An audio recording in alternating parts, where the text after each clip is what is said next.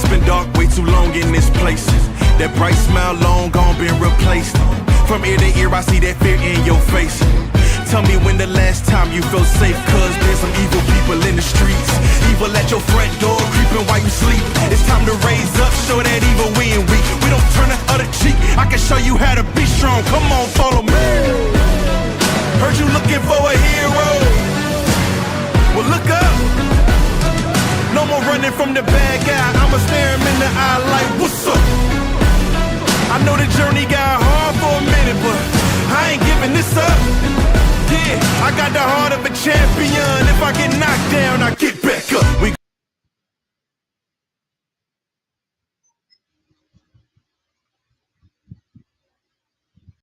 Hello, everyone. Welcome to another episode of Insights of a Survivor. You know I am your host, PJ, here to bring you real, raw, authentic truth about healing, about being strong, about resilience. But before we get started, in every single show, I'm going to acknowledge that today's episode will cover sensitive topics, including domestic violence, survivorship, and the healing journey. Some content may be sensitive or triggering for listeners who have been experienced or gone through trauma. So please take care of yourself while listening. Pause if needed. Reach out for support and prioritize your well-being before anything else. Okay. So I again first want to thank you all for being here with me tonight. I appreciate every single one of you for coming in, showing up every week, whether you're here live or whether you're here on replay to listening to me on the replay to hear, the truth. Tonight is going to be just me. It tells you some weeks I'm gonna have these epic guests, and some weeks it's just gonna be me sharing my truth. Today we're going to be talking about generational trauma. I talk about this a lot. I talk about, wrong one. I talk about, I love you, Coach Kiss. I have been a victim of generational trauma myself, with my mother going through what she's going through from my father, my biological father, and my grandmother. Everyone, likes to remind me that, I understand that your mom has issues, but you don't know what she's gone through. You don't know what grandmother went through, yada, yada, yada. And it's the truth. Generational trauma is real. And generational trauma, basically, for those who don't know, which I'm sure that there are plenty of you that do know, is pain that gets passed down in families. It's not just through the stories or memories, but through behaviors, emotions, and even silence. It starts when someone goes through something really hard, like abuse, racism, addiction, some wars. Survivors of, our veterans, they deal with a lot of trauma, and sometimes that comes home, or growing up in survival mode, basically, and they have not had the space or support to heal from it. So instead of dealing with this pain, it shows up in how we treat others or how we raise our kids, So in my instance, we grew up being spanked, of course. And so you're going to grow up saying, okay, I'm going to spank my kids. But now we're learning new ways to discipline our children. It never happens. Always never fail. We grow up. We're now learning new ways to discipline our children that doesn't always have to rely on spankings, which, I'm not against spanking. I'm not against nonviolent discipline. I'm always for learning new ways. And this is something that's an example of generational. My mom spanked me. I'm spanking my kids. Her mom spanked her. Go so on and so forth. So another example is, maybe your parents grew up in a home where no one's talked about their feelings, or love was shown through control or dominating you, instead of care. So this, my parents grow up not really knowing how to express their emotions or how to feel safe being vulnerable, like I can't cry. That was kind of our thing. We were taught to be strong and, not to show weakness. Then, your parents turn around, they raise you the best that they can, the best way that they know how. But some of that emotional distance or tension, it kind of still lingers, even if our parents mean well. They're doing the best that they can. And you might find yourself reacting in ways that you don't understand, like you shut down, you feel the need to protect yourself, or you feel anxious when things seem to be okay. So, That's kind of what generational trauma is. It's basically something that you take from your family, and it has a big part of your life right now.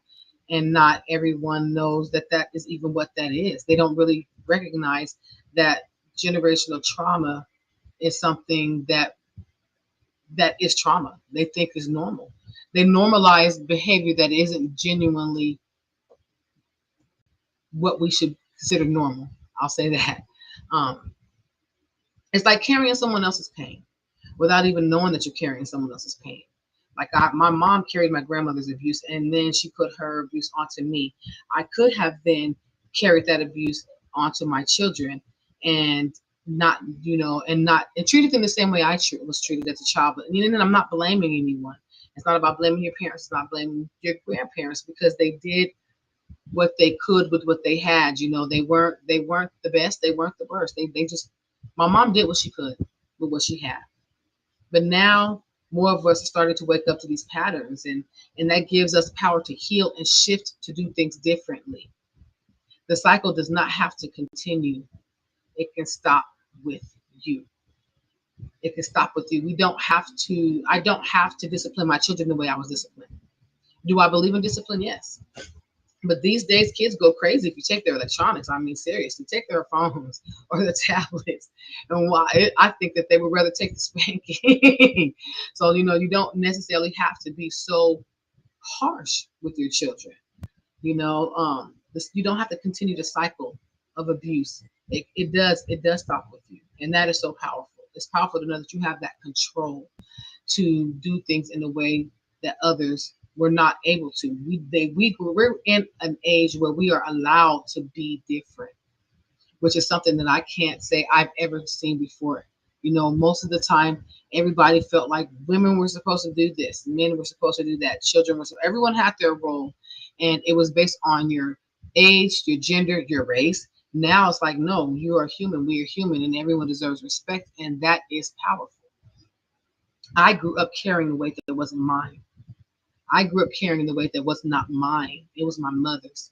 And she grew up carrying a weight that was not hers. Patterns, silence, and pain has been passed down through generations, and I didn't have the words for it back then. I didn't know what to do. I didn't know what to call it. I didn't even realize it was generational trauma, but I knew something wasn't right. I knew that I didn't feel right. I didn't feel protected. I didn't feel safe. I didn't feel love. There was always this invisible pressure to be strong. And it wasn't even invisible. Seriously, don't cry in my family. Do not cry. You're going to get in trouble. Like, you got to be strong. Keep going. Don't talk about, the things that you're going through. Rub some dirt in it. Whatever you want to tell them to kind of be strong. And it wasn't until I started my own healing journey that I realized that I was living out of the emotional leftovers of the trauma that started way before I was even born. I come from a line of survivors, people who did what they had to survive. A lot of the times it was without support or being allowed to heal. But survival can teach you to shut down, stay quiet, to not trust your own emotions. If I don't say this, I won't be whatever's going to happen. If I don't make them angry, if I clean up, if I just kind of make myself small and stay in the corner, I'll be safe. And that became my default. I made myself small. I was ashamed of my intelligence. I was ashamed of my voice. I was ashamed of my curiosity. I was very curious. I wanted to know everything, and I want to learn everything. And because of that, I was punished for it, because I was basically taught, you talk too much. And then I decided, no, that's not enough. No, I can't do this anymore. I am who I am.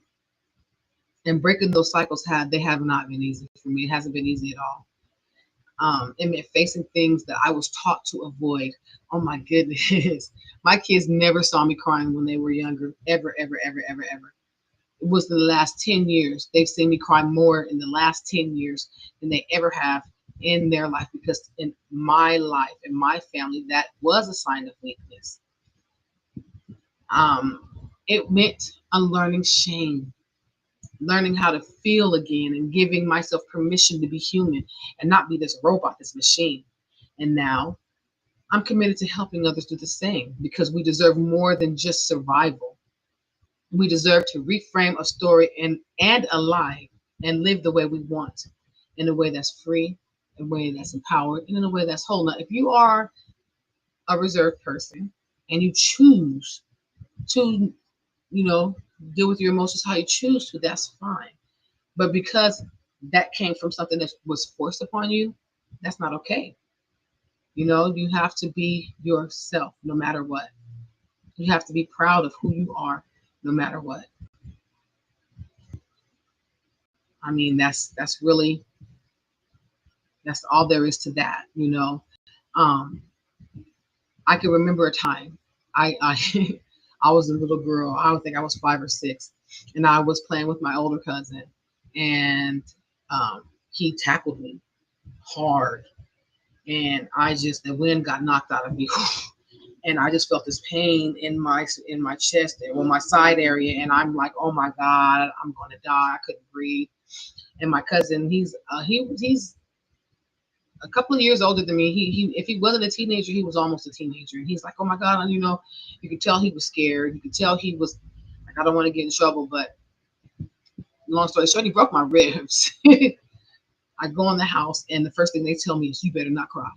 You better not cry. You better shut up. You better not say nothing. I'm just sitting here as a little girl, just trying to breathe, not understanding what is going on with me. And they're talking, and long if I realize that I broke my ribs, and my cousin's getting in trouble, and all this stuff is going on around me. But I am a little girl terrified because I can't breathe. I want to do nothing. All I want to do is cry. And I better not. You better not cry. I swear to God, if you cry, I'm going to show you why you've been. I'll give you a reason to cry, even though is this not a reason to cry? Broken ribs. I mean, I don't know how many of you've ever had your ribs broken, but it's not fun. You can't breathe, and you're in a lot of pain. And I just remember them wrapping me up with, and just okay, you're fine, you're fine. And it's like, what? What? Why would you tell a child that they better shut up for having a bone broken?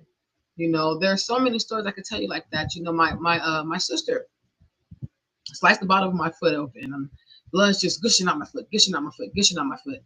And my mom put the bandage on my foot and was like, okay, go to bed. You better shut up, rub some dirt in it. We went to the doctor the next day because I woke up and I'm still bleeding all over the place. And the doctor was like, you should have brought her in. She needed stitches. And I'm not allowed to have any emotions. This this made me feel like I couldn't trust my mom to come to her when I felt pain or when I was hurting, when I was sick. She'd tell me, there's nothing wrong with you. Shut up, go. We're not doing this. And it's like, okay, when am I allowed to be a child and express pain? What constitutes pain to you? And that was something that she was taught, when she was younger. You lay down, you take it. You shut up, you take it. You don't question me. You don't say anything to me. You take it. That's not okay. I have never done that to my children. My children hurt themselves. I'm right there hugging them, kissing their eye, taking it. I mean, the doctors probably were tired of me as many times as I went to the doctor for a minor baby fracture that they don't even need a cast for, but I don't care because my children deserve to know that they can come to me with their illnesses, and I'm going to take that seriously because I love my children, and it's my job to make them feel safe, not to teach them strength at 5, not to make them feel like a broken bone is not that big of a deal, because it is. We don't talk about our feelings here. We don't. That's something that I grew up learning. We don't talk about our feelings. You don't tell people how you feel. This sentence might sound familiar to some of you guys too. Growing up in a family where emotions were either ignored or dismissed, that can leave a lasting impact. That can make you so cold, so cold. I mean, okay, my husband's gonna get mad at me, but that's kind of how his family they are. They don't really, and they're like my family. I can't say that. I use my family so much as an example, but from what I've seen, he is very hard. Like when you first meet him, I used to have to tell people, like, if he's, he's really not mean, because he comes off with a very gruff exterior because he was trained to have a gruff exterior, but he is one of the most loving people that you would meet because he wasn't taught that it's okay to show love. You have to be careful about who you give your heart to. You have to be careful about who you show this to because you're putting yourself in a vulnerable position. But why is that what we're teaching them? Why aren't we teaching them how to love? If you love someone the right way, then you don't have to worry about, you know, being treated in, I'm saying this wrong. If we are all taught to love the right way, then there's no reason to have to hide the vulnerability that we have. But because we're all taught to be strong and only worry about ourselves, then we are setting ourselves up to not only hurt but be hurt. If you were taught that your feelings were not valid or that they didn't have space to be expressed, it can create emotional disconnect.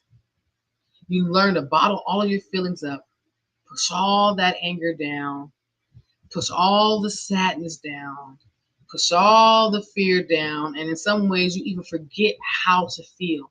You make yourself numb and you make yourself hard. You make yourself hard to love when in the reality that's all you really want is to be loved. You want to feel love, but you are afraid to open up those emotions because those emotions in our homes equal weakness. The same will often stems from places of survival where feelings seem to be seen as weaknesses. Sometimes it can be exploited. Okay, sorry about the noise, you guys. Again, no windows. I don't even know why there's even trucks out this late at night, but hey, whatever. Some feelings can be seen as weaknesses, and that could be exploited. Don't show them that you love them because then they'll take advantage of you. If you show love, you'll be used, you'll be manipulated. They'll try to use that love that you have for them to control you. They may make you feel it like that. Those feelings are misunderstood. But the longer the rule stays unchallenged, the harder it comes to process emotions as adults, leading to unhealthy relationships, unhealthy coping skills, and strained relationships that can end in divorce. It's really hard to keep a relationship that's supposed to be built on love and trust when you don't love and trust your partner because you were taught that if you open yourself up, you're going to get hurt. Another one, you better not cry. You better not. I told you that's my family. I remember, going to funerals growing up where most of the people in my family were sitting there so strong. And I'm like, oh, I used to love that. That's so, they sit there. My grandmother was one of the strongest women I've ever met. I don't know if I've ever. She passed away a year and a half ago, 89 years old, lived a very long life. I don't think I've ever seen her cry, not once. She has lost children, grandchildren, and even great grandchildren, and I've never seen that woman cry. But for some crying, because for some crying is an act of vulnerability. For others, it can feel like betrayal, like giving into the weakness. Like me, when I cried when my father died, my mom made sure she let me know that was not the thing to do.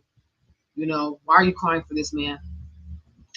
Because he had a huge part in raising me. He is my father, and he showed me love, but it was like I was betraying her and giving my weakness over to him. And I was punished for that. I'm just gonna be honest. I got my ass whooped. I got told to shut up. You know, this is a message is passed down through generations when people are taught that showing emotion is a sign of being unable to handle life. Children who grow up hearing this learn to suppress their tears, sometimes at the cost of their own mental and emotional health. Tears, to me, what I am learning, is a really crucial part of your healing journey. It's the way of your body to release. Sometimes tears are not even sad tears. I have cried so many times because I was so happy. Tears of joy is a real thing, but it's still looked at as weakness. No. Why do I have to hold those in? Those are my emotions. Emotions are not meant to be bottled up. It's like when you're shaking a soda bottle. What's going to happen when you open it up? All the built up carbon, it's going to blow up all over the place. That's what you're doing when you're holding your emotions in. And over time, this can lead to lack of emotional expression, making it difficult to show vulnerability in relationships or even in moments when you're really needing to. Like, Someone you love, your partner, is crying because you made a mistake. You've done something and you're crying and crying and crying and saying, show me love. Love me. Show me that I matter to you. Show me that I mean something to you. How can you show me that when I have never been taught to show you that I love you in the first place? So now I'm sitting here not knowing how to express my feelings to you because I was always taught that showing my feelings was a sign of weakness or was just dumb or make yourself vulnerable and you're gonna, you know, and it helps contribute to the problems. It's never a part of the solution. It's always a part of the problem. And what is the impact? Those emotional walls, leaving people feeling disconnected from themselves and others, unable to lean into their own humanity and the compassion that they deserve. Another one that I've heard is suck it up. Suck it up. Suck it up and survive. Suck it up and get over it. Survive is a powerful word, but it's also a heavy, heavy word. When we survive, we become focused on putting everything on hold. We're not focusing on living. We're focusing on making ourselves small and getting through that situation. And the phrase suck it up is like an emotional directive to power through pain, ignoring the deeper hurt that needs healing. For many of us, this survival mindset passes down like an heirloom, like from parents to grandparents and so on and so forth. And they live through all these crises and they demand quick fixes and emotional numbness, and it stops them from being able to process. And as a result, they taught that to the next generation and the next, that facing hardship is about enduring without help or without acknowledgement, which is not true. And unfortunately, this pattern doesn't just disappear. It gets ingrained in our family culture, in our hearts, in our minds, in our energy, in our spirit, in who we are and who we define as. And what happens with that? People move through life emotionally distant, unable to understand or process their own needs, and often feel overwhelmed when they encounter stress because they've never learned how to truly feel or deal with these types of situations. They just simply learned how to survive. They learned how to make themselves small or deal with the situation and just move on to the next. And survival mode is more than just a coping mechanism. It's a legacy. It's what we're taught. We're taught to stay in survival mode. It's passed down like an heirloom from generation to generation and is built into the way families operate. Some families don't tell each other, I love you. Oh my God. Unless my mom's drunk, she will not tell me she loved me. Sober mom, like I said, my mom sober is a really sweet woman. She is nothing like she is when she drinks. She's not um, cussing me out. She's really emotional. She's emotional when she's drunk. That's the only time she actually gets to express her emotions. But those emotions are just all of the negative ones. All of her trauma just comes spewing out when she's drunk. But when she's sober, nothing. Really, really, really quiet. Really, really, really reserved. Really, and she doesn't say, I'll tell you I love you at all. At all. And that's built into the way she operates. It's getting better. We're starting to learn to use that word more. Me and my sister, we tell each other we love each other every time we hang up with each other, every time we leave each other's presence, because we're learning that there's nothing wrong with that word. I love you. There's nothing wrong with that word. So what starts as a survival tool with the way family operates can turn into something that involves into a way of being, a lifelong way of being. Even when the immediate danger is not present, we still feel like that's how we have to respond to anything. When we inherit the survival mode, it can feel like we're locked into a cycle, constantly on edge, constantly in fight or flight mode, even in moments when we are safe. I have a trigger. I tell my husband, you need a bell, because he'll walk in the room and, he's really quiet, or one of my kids will sneak up on me and I'm jumping out of my seat, even though I know I'm in my home, I'm not in any kind of danger, but I'm always in fight or flight. I'm like, so even when I'm safe, I'm in fight or flight. The emotional toll is immense. I never feeling settled, always being on alert, always being on guard, always ready to jump into gear.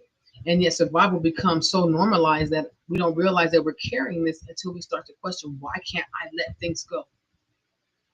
Why can't I stop doing this? Why can't I say I love you? Breaking the cycle is hard, but it starts with recognizing that we don't have to keep living in constant states of survival, that we can choose to thrive, not survive, thrive. We can choose to heal. We can choose to break free from the chains of inherited pain. We don't have to stay in this cycle of emotional trauma. The most painful part of generational trauma is it often lies in the rules that are never spoken, but they're felt deeply. Like again, don't tell anybody, you know, about my life. When I start speaking about what's going on in my life, about what has happened in my life, it's like the ultimate betrayal of my family. The rules around silence, emotional suppression, and survival, that's kind of a heavy weight on your shoulders. So I got to just sit here and sit on all of this abuse, sit on all this trauma, and I can't say anything. These rules demand that my emotions and my feelings and then my pain remains unacknowledged, and that the suffering that I had to deal with stays quiet, that I can't ask for help. Like, how are people supposed to heal when you're not able to acknowledge the pain that you've lived through?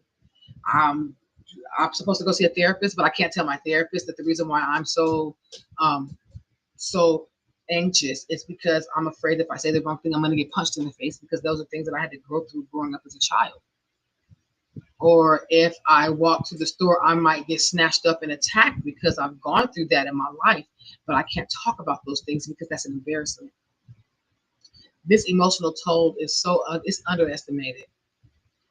When you do not allow your child, when you teach your children in your home to hold this stuff inside of them, that you are underestimating the trauma that you're causing them.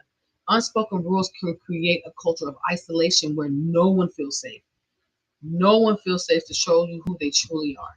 You might feel like you're walking around with a heavy burden that you can't talk about because those around you are doing the same thing. But over time, the weight of not being allowed to express yourself, to be heard, could take a toll on your mental and emotional well being. You could go crazy. Having all that stuff, like I said, it's like shaking up that bottle. Shaking up that bottle. If you don't open that bottle, when you do open that bottle, it's going to erupt. It can, you can start feeling lonely. You can start dealing with anxiety, a lot of depression, and the belief that your struggles do not matter, that you do not matter. You become stuck in a cycle of emotional pain without the necessary tools to break free because you don't know where to start. For me, breaking the pattern is like what I'm doing right now. I'm sharing my story. I'm not allowing myself to be silenced anymore, even though I have gotten pushback, just a little, not a lot, from people in my life, people in my family, who expressed how they felt about me sharing what it is that I'm doing, with me sharing what it is that I'm speaking about. And not everyone is happy about me, discussing my personal issues, things that I've gone through in my life on social media. Okay, we understand that you've gone through this. We understand that you've been through that. But now is not this is not the place to talk about these things. This is not the time to bring up this type of stuff. You need to um hold that in. Thank you, Rogelio. I am trying my hardest not to be silenced. um that is one of the things that I'm doing to break my generational trauma, is to my story, to not be ashamed of what happened to me. Another thing is to allow my children. I did not raise my children the way my parents raised me. They were very free to express themselves, maybe a little more than I should have, but I'd rather them feel open enough to come to me and express. Like earlier today, I said something that offended my daughter. It was jokingly, hey, you have a type. She felt comfortable enough to come to me and say, Mom, you offended me. You said I had a type, but I like this type too. I would have never been able to come to my mom and say I offended her with anything, because the way I was trained is whatever I tell you is what I tell you. You better shut up. Keep those feelings to yourself. I started to learn that I needed to stop being apologetic for my feelings. I had to stop being sorry for the healing that I needed to work on within myself. And I need to stop validating everyone else who couldn't do that. It's time for me to validate myself. It's time for me to learn how to grow within myself and not be ashamed to share my story. No matter what happens, no matter what pushback I get, I have a right to speak. And I do understand the generational trauma is real. And again, I'm not blaming my parents. People do the best they can with what they have. My mom, I really, really can't wait for the day that she's able to understand that her trauma was not her. It's not only her, she's carrying someone else's trauma too. And when she's able to release that, I just know she's going to go back to being the mother that I remember as a kid before the alcohol and before her actual trauma started to show in her parenting. That generational trauma started to show in her parenting, or that I started to notice because it could have always been there and I just didn't notice. Um, I get to choose what continues with me and what ends with me. I do, not anyone else in my family, not anyone else. Those Generational trauma is just a scar, and scars can be reminders of what I survived, but they don't get to control how I live. Scars are often seen as symbols of our pain.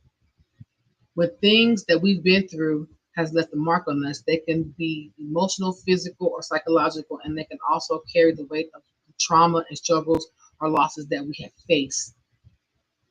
But if we start to see them differently, what's going to happen with our healing? What then? What happens when we start to see our scars differently? What if we stop letting our scars, letting our trauma define who we are, and we just move forward? The truth is that scars remind us of what we survived, but they do not dictate how we live today. Same with generational trauma. Those, again, those are scars. That doesn't dictate how we live today. They don't have to control us or keep us stuck in the past. Instead of letting all of that whole power over us, we can choose to see them as symbols of strength. We can choose to see them as symbols of resilience and growth. Each scar, each piece of trauma, each pain, and I'm not trying to make it seem like your trauma and your pain isn't real, because it is real, but it is a chapter in our story. It's not the whole story. It's not our only story. We get to decide how we write the next part of our chapter. We get to choose healing. We get to choose empowerment. We get to choose freedom. Our scars do not own us. We own this story. That generational trauma does not own us. We own our story. We can break that cycle. It's not easy. It's not. It really is not. I made a decision to not be the type of mother that I had. But don't think that I didn't get pushback. My children were called spoiled. You do everything, because I get up every morning, I cook for my kids, I take them to school, I give them the love that they need. My daughter will still come climb into bed with me and cuddle, and I will let her. I'll get annoyed, but please, I will be butthurt that she didn't come and cuddle with me. I don't think I've cuddled with my daughter in a month, and I'm gonna yell at her. I'm just reminding myself I haven't got to cuddle with my daughter, so she's gonna have to come and cuddle with me soon, because I allowed that kind of love with my children. Actually, it's really hot, so maybe not. So what scar are you carrying that didn't begin with you? What scar are you carrying that did not begin with you? This isn't just about physical scars. It's about emotional and generational wounds that we carry, often without realizing. A lot of times we really don't see that we're carrying these scars. We don't know. We're not trying to keep this curse going. We're just living and surviving. And maybe it's a way of thinking, a belief that you have inherited, or a habit that you've adopted without knowing why. And I honestly encourage you to think about the emotional scars or patterns that did not start with you, but were passed down to you through your generations. You need to take a moment, just take a moment and reflect on the scars you're carrying. Journal about it if that helps you. It helps me sometimes, but you need to reflect on the scars that you're carrying. Where did those scars come from? How does those show up in your life today? What would it look like if you can just let it go and reframe in a way that empowers you instead of holding you back. If you're ready to share your reflections with someone you trust, someone who will actually listen to you without judgment, start today. Sometimes it's just starting a conversation that can open a path to healing and then let you see that you're not alone in this. And the more that we talk, the more that we can break these cycles that we're stuck in. Because one of the biggest things that we're taught is to stay silent about our pain. And if you can find someone you trust, it could be a therapist, it could be a friend, someone in your circle, that is a start. That is a very big start because, again, that's one of the biggest things that we were taught is to be quiet. You don't talk about the things that has, that you've gone through. So, okay, one of the things we also have to do is we have to stop pretending like we have everything all together. Let's kind of get real for a second. We all carry scars. We all have emotional baggages that we didn't ask for.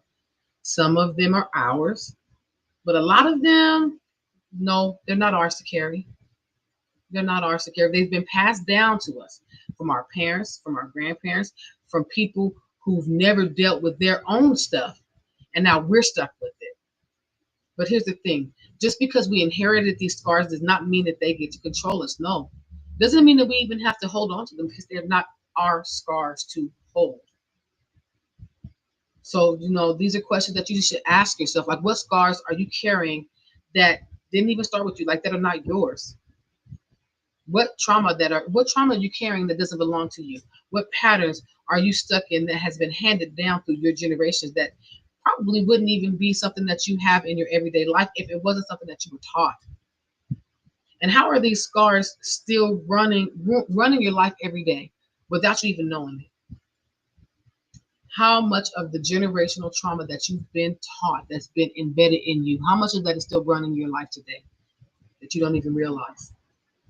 So just take a breath and just sit with it, because it can be uncomfortable. I know it's uncomfortable. It's uncomfortable for me. But that discomfort is a sign. It's a sign that there's something there, something that you can start to unpack. And you don't need to have all the answers today, but just acknowledge it. Just acknowledge it. That's the start. And here's the thing. These scars, these patterns, there's something that, like I said, they don't define you. They're part of your story. They are not your story. They are part of your story. They don't get to write your future. You do that. You write your future. So what are you going to do about it? What's one thing that you can do today to break that cycle? Maybe it's an uncomfortable conversation. Maybe it's journaling about your trauma. Maybe it's just sitting with it and acknowledging and saying, you don't control me anymore. You got this. You got this. So thank you so much for sitting with me through this. It was a lot to unpack with me as well, because it's telling me and teaching me as I go, as I learn each episode, each moment of this journey, I learn even more. So before I do close out, I always want to make sure that anyone who needs access to real support, if you or someone is experiencing any type of depression or anything to deal with it that has to do with violence, not violence, I'm sorry, generational trauma that may cause depression, that may cause anything that's attacking you emotionally, not allowing you to deal with yourself with your mental health, or you just want someone to try to talk to kind of start breaking those cycles and you don't know where to start. You can start with the crisis text line. You can text the word home to 741-741, or you can go to their website at www.crisistextline.org/. It's a 24/7 text support for individuals in crisis. The service connects users to trained crisis counselors, and they may be able to refer you to someone in your neighborhood or in your community that can help you more, or they just might be there for you just to kind of start that conversation. If this episode resonates with you, do not let it stop here. Take a moment, like, subscribe, share this message to someone who needs to hear it. And if you missed the live, again, in the replay, if you hear anything in here that resonates with you, please like, share, subscribe, pass this along. We're building more than just an audience. I'm trying to create a movement. Oh, there go those cars again. That's okay because I'm not going to let that stop me.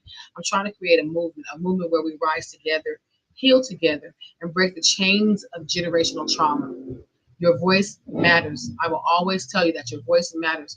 And when you share this content, you're not just spreading information, you're sharing the power of changing lives. You're sharing the power and you're changing lives. So don't hold back, please. Spread the word. Let's build something that lasts together, please. And I want you to know that your support is everything to me.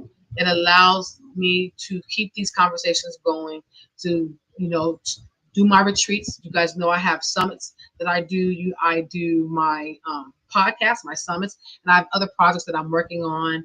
And it's a way for me to share stories that heals and to provide resources that empower each of us to rise above the weight of our past. By liking and by subscribing, you are ensuring that the message reaches those who need it the most. But you're also helping me to expand our community, break barriers, and heal together. Heal together one step at a time. And if you feel called to do even more, I invite you to make a donation. Your generosity can help me continue this vital work, and it ensures that I can keep creating content that uplifts, that empowers, and that moves the collective towards healing. Every contribution, no matter the size, fuels this journey. And when you donate, you're not just giving away money, you're giving away hope. You're creating space for growth. You're making an impact that extends far beyond this platform. Your support helps me reach more people, to help me heal more people, help me heal more hearts, help me continue a mission of empowerment, and help me grow. Because honestly, I'm trying to do more than just what I'm doing. And it isn't about just listening, it's about action. The movement is about action. When you share, when you donate, when you engage, you're stepping into your power and you're helping others step into theirs. Together, we are rising above, we're healing, and we're changing the narrative. So let's keep the momentum going. Let's transform the future together. And I want to leave you with this. I know I'm talking a lot. You are stronger than you think. The pain, the scars, the cycle of trauma, they don't define you. They don't define you. You've already made it through so much.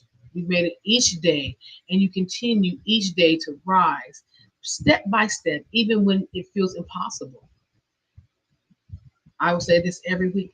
Every time you hear me speak, healing is not a straight line, but every moment you choose to take for yourself to break free from what's been handed down to you is a victory. Keep showing up for yourself because you're capable. You're capable. You are way more capable than you realize. And remember, you do not have to carry the weight of the past forever. You get to decide how much of it influences your present and your future. Every action you take toward healing, every uncomfortable truth you face is an act of reclaiming your power. This journey is yours to define. There's no rush, no pressure. Just keep moving forward at your own pace and celebrate the small wins along the way. You are worthy of peace and you are worthy of the freedom that you seek. Lastly, don't forget that you're not alone. There is a whole community of people who understand your struggle, who are walking alongside you and who believe in your strength.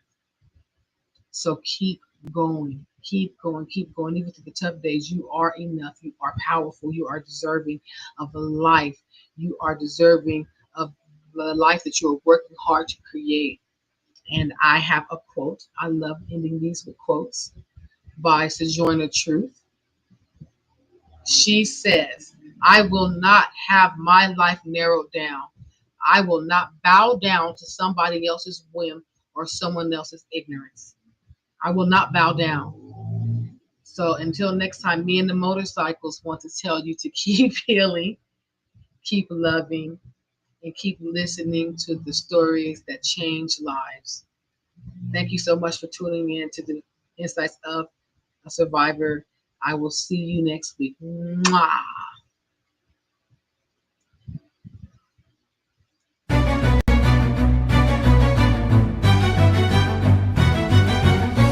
It's been dark way too long in this place. That bright smile long gone been replaced. From ear to ear I see that fear in your face. Tell me when the last time you felt safe, cause there's some evil people in the streets. Evil at your front door, creeping while you sleep. It's time to raise up, show that evil we ain't weak. We don't turn the other cheek, I can show you how to be strong. Come on, follow me. Heard you looking for a hero. Well, look up. No more running from the bad guy, I'ma stare him in the eye like, what's up? I know the journey got hard for a minute, but I ain't giving this up. Yeah, I got the heart of a champion. If I get knocked down, I get back up.